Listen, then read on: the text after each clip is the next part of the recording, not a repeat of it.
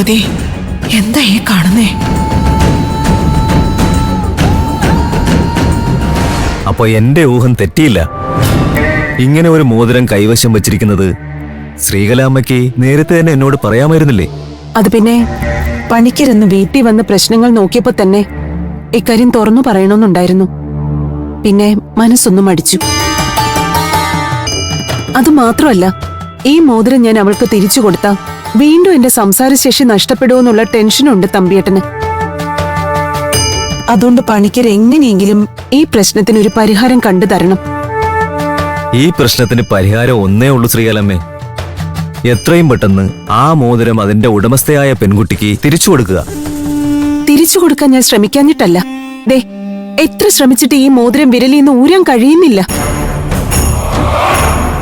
ഇതിനിടയിൽ ഞാനൊരു സ്വർണ്ണപ്പണിക്കാരനെ കൊണ്ടുപോലും മോതിരം അഴിപ്പിച്ചെടുക്കാൻ നോക്കി. പക്ഷെ അയാൾക്കും അതിന് കഴിഞ്ഞില്ല. എങ്കിൽ സംശയിക്കണ്ട, അത് ദേവീകോപം തന്നെയാ. ഇനി ഒരു വഴിയേ ഉള്ളൂ. എത്രയും പെട്ടെന്ന് മൂകാംബികയിലേക്ക് പോവുക. ദേവീ സമക്ഷത്ത് മനസ്സുരുകി പ്രാർത്ഥിച്ച് മോതിരം ഊരിയെടുക്കാൻ ശ്രമിക്കുക. എന്നിട്ട് അത് ആ പെൺകുട്ടിയെ ഏൽപ്പിക്കുക. പറഞ്ഞത് വെച്ച് നോക്കുമ്പോ ദേവീ കടാക്ഷമുള്ള കുട്ടിയാണവൾ. അവൾക്ക് അവകാശപ്പെട്ട മോതിരം മനഃപൂർവ്വം കൈവശം വെച്ചിരിക്കുന്നത് ദേവിയെ ചതിച്ചതിന് തുല്യമായിട്ടാ കാണുന്നത്. ആ കോപമാണ് ഇപ്പോ അനുഭവിച്ചുകൊണ്ടിരിക്കുന്നത്. അഭീഷ്ടവരദായിനിയായ അമ്മ കോപിച്ചാൽ ഒരു പരിഹാരവും ഇല്ലെന്ന് ഓർത്തോളൂ.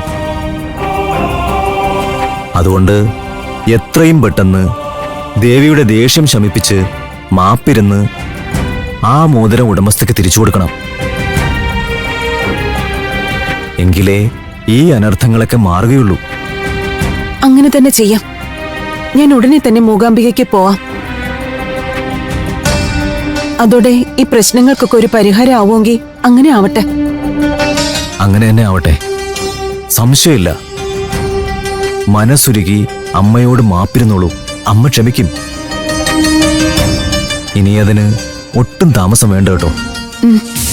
ശരി പണിക്കരെ.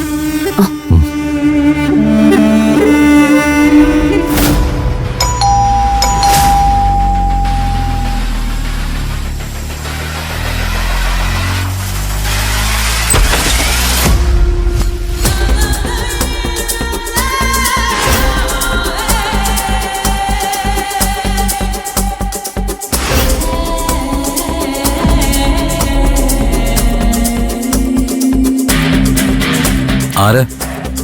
എന്താ ഇവിടെ? മിസ്റ്റർ സന്ദീപ്? യെസ്. അല്ല, ആരാ? എനിക്ക് മനസ്സിലായില്ല.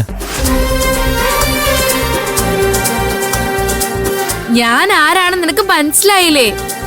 എടാ, നന്നായിട്ടൊന്ന് ഓർത്തു നോക്കിയേ. ഈ മുഖത്തോട് സാദൃശ്യമുള്ള ഒരു മുഖം കുഞ്ഞുനാളിൽ എവിടെയെങ്കിലും നീ കണ്ടിട്ടുണ്ടോന്ന്? പിടികിട്ടിയില്ല? കഷ്ടം തന്നെ. കുഞ്ഞുനാളില് കൂട്ടായിരുന്നവരെ ഒരിക്കലും മറക്കില്ലെന്നാ കാരണവന്മാര് പറയുന്നത്.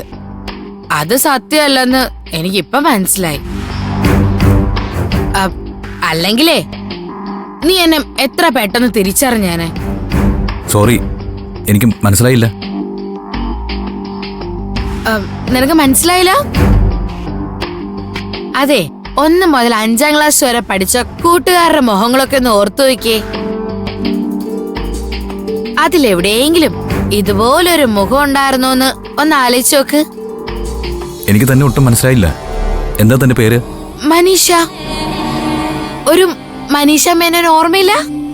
സോറി, എനിക്ക് ഓർമ്മ കിട്ടുന്നില്ല.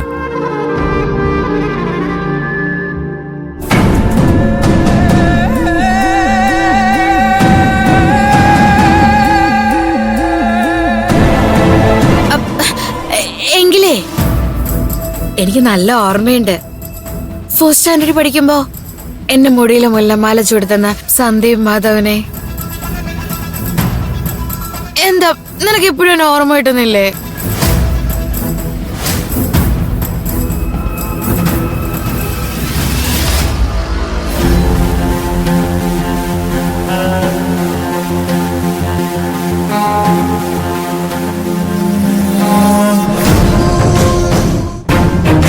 അല്ലെങ്കിലും ഇപ്പൊ നിന്റെ മനസ്സില് പഴയ കൂട്ടുകാരൊന്നും ഇല്ലാന്ന് എനിക്കറിയാം.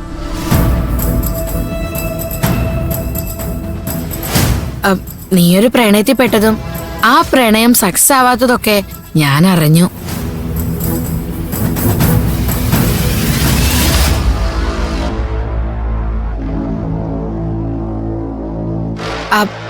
ആ പെൺകുട്ടിയുടെ കല്യാണം ഉറപ്പിച്ചു അല്ലേ? ഇതൊക്കെ താനെങ്ങനെ? ഞാനെങ്ങനെ അറിഞ്ഞൂന്നാവും. അതെ, നിന്റെ കൂട്ടല്ല ഞാൻ. എനിക്കിപ്പോഴും പഴയ സുഹൃത്തുക്കളുടെയൊക്കെ നല്ല കോണ്ടാക്റ്റാ. അല്ല, ഈ കാര്യം നീ ഏതെങ്കിലും ഫ്രണ്ട് അടുത്ത് മെൻഷൻ ചെയ്തായിരുന്നോ?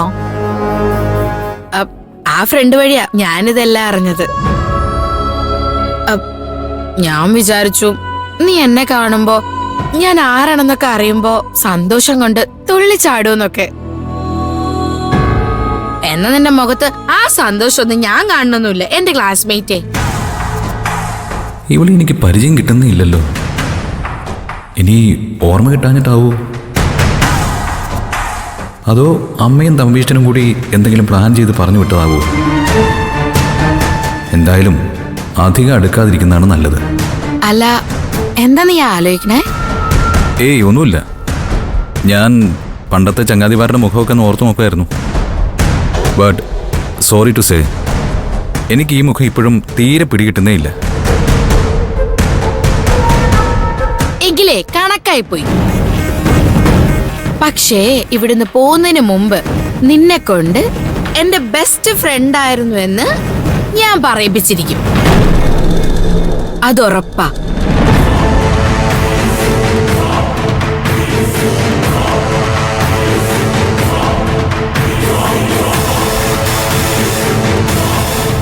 എന്തായാലും എന്റെ മനസ്സിലൊരു സംശയം വേണ്ടിട്ടുണ്ട്. മതി, അത് മതി.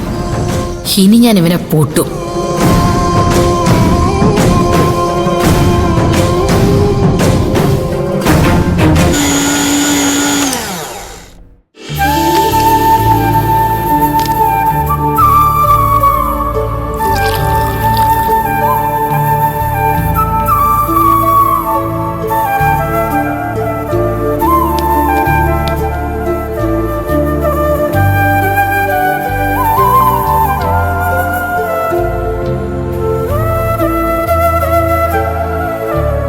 ഒന്ന് നിന്നേ.